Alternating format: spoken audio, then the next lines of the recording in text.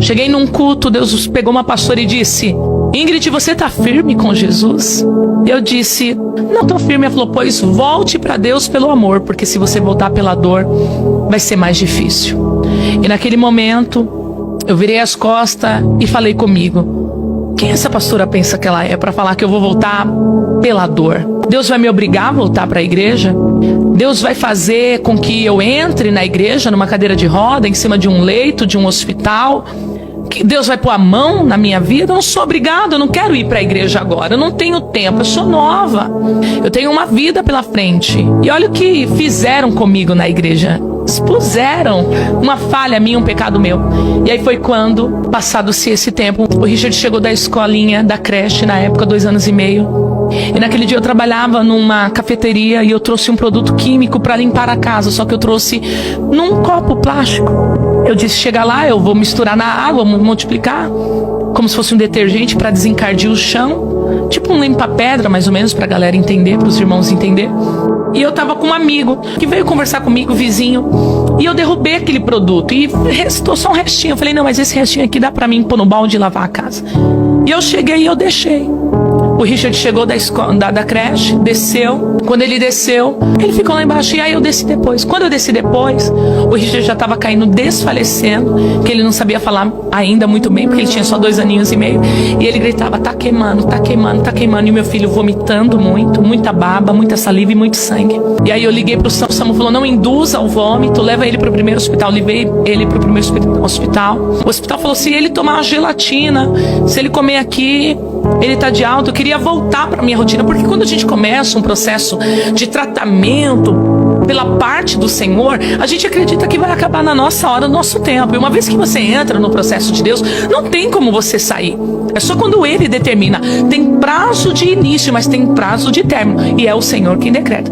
E ali eu falei assim: não, Richard, tem que comer, não dá para fazer nada, não, porque aqui a gente não tem os equipamentos para fazer os exames.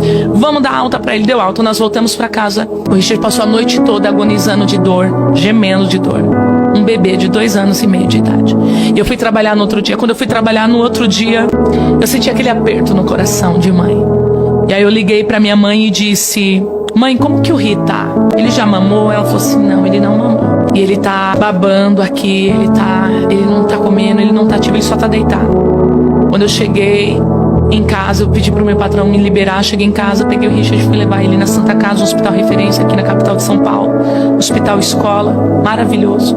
Quando eu cheguei lá, eles levaram o meu filho pro setor da endoscopia. Eu fiquei lá embaixo, como se nada tivesse acontecido.